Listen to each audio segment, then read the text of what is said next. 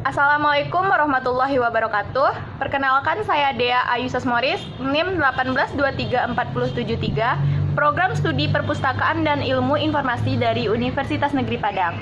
Saya akan mempresentasikan materi dari mata kuliah Manajemen Pengetahuan. Baiklah, materi yang pertama yaitu konsep informasi, data, pengetahuan, dan manajemen pengetahuan. Yang pertama itu pengertian data dan informasi. Data adalah fakta, angka, atau hal kejadian tanpa konteks dan bersifat objektif.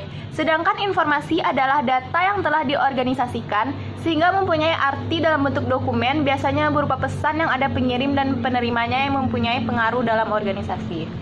Karakteristik informasi yang pertama itu luas informasi, yang kedua kepadatan informasi, yang ketiga frekuensi informasi, yang keempat waktu informasi, dan yang kelima sumber informasi.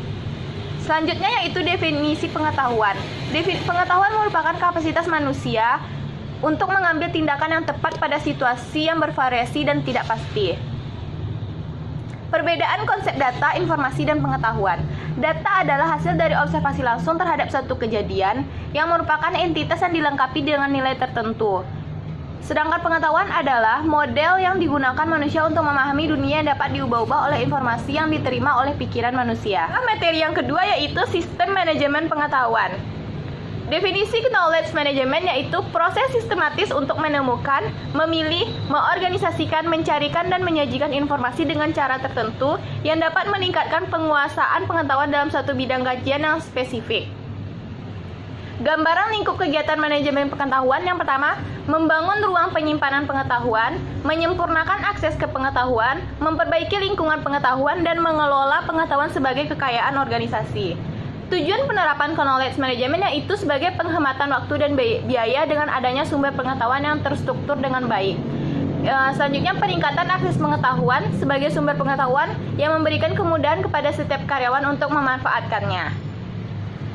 Kemampuan beradaptasi, organisasi akan dapat dengan mudah beradaptasi dengan perubahan lingkungan bisnis yang terjadi. Yang selanjutnya, peningkatan produktivitas yang sudah ada dapat digunakan ulang untuk proses atau produk yang akan dikembangkan. Pengaruh yang diberikan knowledge management terhadap proses bisnis organisasi yang pertama itu penghematan waktu dan biaya, yang kedua peningkatan akses pengetahuan dan produktivitas, yang ketiga kemampuan beradaptasi. Tahapan perkembangan manajemen pengetahuan dalam organisasi yang itu knowledge chaotic, yang kedua knowledge aware, dan yang ketiga knowledge enable. Yang keempat knowledge managed, yang kelima knowledge centric. Pentingnya knowledge management yaitu dipandang karena implementasinya memberi manfaat pada bidang operasi dan pelayanan, dapat meningkatkan kompetensi personal, memelihara ketersediaan knowledge dan inovasi serta pengembangan produk. Materi yang ketiga yaitu siklus manajemen pengetahuan. Figurnya yaitu high level view of the Meyer and the Zek knowledge management cycle. Pendekatan ini menyediakan sejumlah analogi yang berguna seperti gagasan platform produk dan platform proses informasi untuk menekankan pengertian, pengelolaan nilai tambah diperlukan dalam rangka untuk meningkatkan pengetahuan organisasi. Siklus knowledge management ini mempunyai peranan utama yang terdiri dari menciptakan nilai tambah yang lebih tinggi produk pengetahuan pada setiap tahap pengelolaan pengetahuan. Selanjutnya yaitu figur Dubukowitz and Williams knowledge management cycle. Pendekatan ini menerangkan kerangka proses manajemen berjalan di dalam suatu perusahaan, dalam arti bagaimana suatu perusahaan dapat memelihara, menyebarkan, dapat menghasilkan sesuatu. Selanjutnya itu figure high level process in the MCL role knowledge management cycle. Pendekatan ini menjelaskan tentang siklus daur hidup sebuah pengetahuan, di mana melibatkan proses pengetahuan produksi dan pengetahuan yang terintegrasi dengan tahap menerima masukan-masukan yang berulang dimulai dari proses bisnis, kinerja, dan lain-lain dari lingkungan internal maupun eksternal dari perusahaan itu sendiri. Yang selanjutnya figure major step in the week knowledge management cycle. Pendekatan ini fokus terhadap 3 kondisi yang dibutuhkan dan disiapkan untuk sebuah organisasi untuk memacu suatu keberhasilan di dalam suatu bisnis. di mana membutuhkan sebuah bisnis dan pelanggan, sumber daya, dan mempunyai kemampuan untuk bertindak. Materi yang keempat yaitu model manajemen pengetahuan. Dalam knowledge management atau manajemen pengetahuan, terdapat berbagai model yang dikemukakan oleh para ahli. Model tersebut menggambarkan pendekatan holistik terhadap knowledge management yang nantinya juga dapat diimplementasikan dan diuji cobakan untuk reliabilitas dan fidelity. Definisi model yaitu teori dasar atau cara pandang yang fundamental, dilandasi nilai-nilai tertentu dan berisikan teori pokok, asumsi, dan konsep. Definisi model knowledge management yaitu menggambarkan pendekatan holistic knowledge management, telah direview, dikritik, dan didiskusikan secara ekstensif. Model ini telah diimplementasikan, diuji cobakan untuk reliabilitas dan validitas. Dononaka and Takeuchi Knowledge Manage Spiral Model. Yang pertama, dari pengetahuan tacit ke pengetahuan tacit yang disebut proses sosialisasi. Yang kedua, dari pengetahuan tacit ke pengetahuan eksplisit yang disebut proses eksternalisasi. Dan yang ketiga, dari pengetahuan eksplisit ke pengetahuan eksplisit disebut proses kombinasi. Dan dari pengetahuan eksplisit ke pengetahuan tacit disebut proses internalisasi. Proses penciptaan pengetahuan yang pertama selalu diawali dari individu, yang kedua pengetahuan personal atau privat, yang ketiga ditranslasi menjadi pengetahuan organisasi publik yang tersedia bagi orang lain, dan yang keempat proses bersifat kontinu dan spiral interaksi antara pengetahuan tacit dan eksplisit. Materi selanjutnya yaitu penangkapan dan kodifikasi pengetahuan. Tacit knowledge management merupakan proses penangkapan pengalaman dan kepakaran individual di dalam proses organisasi dan membuatnya tersedia bagi yang membutuhkannya. Penangkapan pengetahuan tacit merupakan penciptaan atau penangkapan pengetahuan mungkin dilakukan oleh individual atau kelompok yang bekerja pada organisasi. Penangkapan pengetahuan tacit pada level individu dan kelompok merupakan transfer dan informasi kepakaran yang berharga dari sumber pengetahuan menjadi gudang pengetahuan yang bisa menggunakan grafik ataupun formula matematis.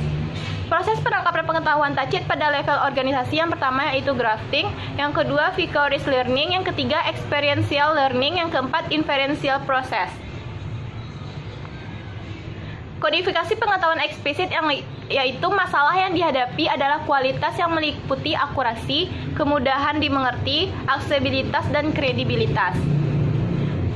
Kodifikasi dapat dilakukan melalui yang pertama pemetaan kognitif, yang kedua pohon keputusan, yang ketiga taksonomi pengetahuan. Materi selanjutnya yaitu sharing pengetahuan. Definisi sharing pengetahuan yaitu transfer pengetahuan merupakan suatu proses pengubahan tacit knowledge menjadi explicit knowledge agar dapat diterima dengan lebih mudah oleh pihak lain. Tujuan sharing pengetahuan yaitu menyebarkan pengetahuan yang dikuasai oleh satu orang ke sebanyak mungkin orang dalam organisasi yang diharapkan dapat meningkatkan kualitas pengetahuan yang dimiliki oleh masing-masing individu. Faktor pelaksanaan sharing pengetahuan yang pertama yaitu faktor individu, yang kedua faktor struktur organisasi, yang ketiga faktor budaya organisasi, dan yang keempat faktor teknologi. Materi selanjutnya yaitu penerapan manajemen pengetahuan. Manajemen pengetahuan ialah suatu rangkaian kegiatan yang digunakan oleh organisasi atau perusahaan untuk mengidentifikasi, menciptakan, menjelaskan, dan mendistribusikan pengetahuan untuk digunakan kembali, diketahui, dan dipelajari di dalam organisasi. Penerapan manajemen pengetahuan adalah hal yang tidak boleh diabaikan begitu saja sebagai salah satu kunci sukses dalam sebuah perusahaan atau organisasi. Tujuan penerapan manajemen pengetahuan yaitu yang pertama, menghemat waktu dan biaya, yang kedua, kemampuan beradaptasi, yang ketiga, peningkatan akses pengetahuan, dan yang keempat, peningkatan produktivitas.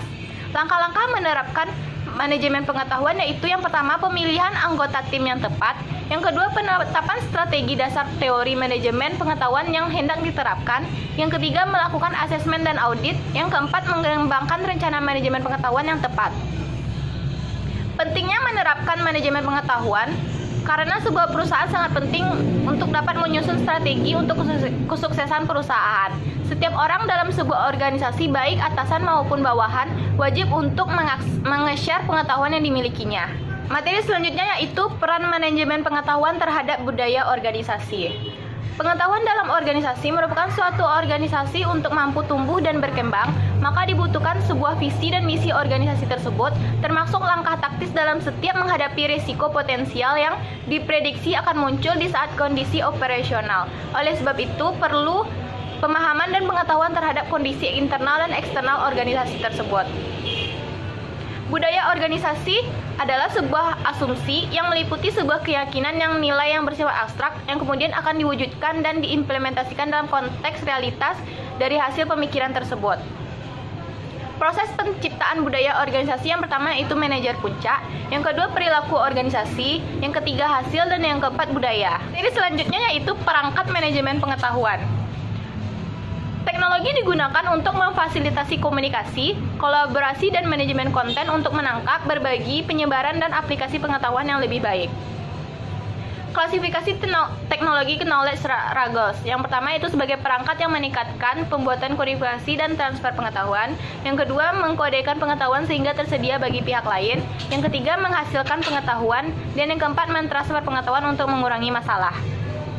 Perangkat penangkapan dan penciptaan pengetahuan. Yang pertama itu perangkat penciptaan konten. Yang kedua, data mining dan penemuan pengetahuan. Yang ketiga, blog. Dan yang keempat, perangkat pengelolaan konten. Perangkat berbagi dan penyebaran pengetahuan meliputi penggunaan teknologi komunikasi berupa telepon dan kolaborasi yang kemudian dikelompokkan ke dalam kategori groupware dan kolaborasi. Perangkat yang digunakan yaitu groupware dan kolaborasi, yang kedua wikis, dan yang ketiga teknologi jaringan. Perangkat akuisisi dan aplikasi pengetahuan berupa sistem learning menyediakan dukungan untuk pembelajaran dan sistem pakar yang mendukung keputusan membantu knowledge workers untuk lebih baik mengaplikasikan pengetahuan dalam pekerjaan.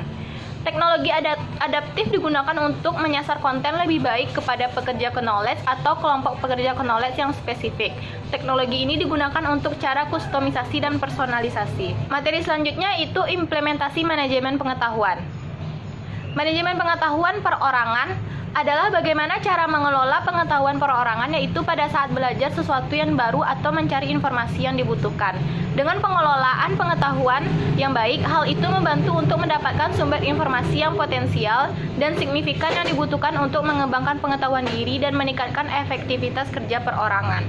Keahlian PKM dan teknologi yang dibutuhkan yaitu yang pertama, mengakuisisi informasi, yang kedua, mengevaluasi informasi, yang ketiga, mengatur informasi, yang keempat, menganalisa informasi, yang keempat, menyajikan informasi, yang kelima, mengamankan informasi, dan yang selanjutnya, mengkolaborasikan informasi.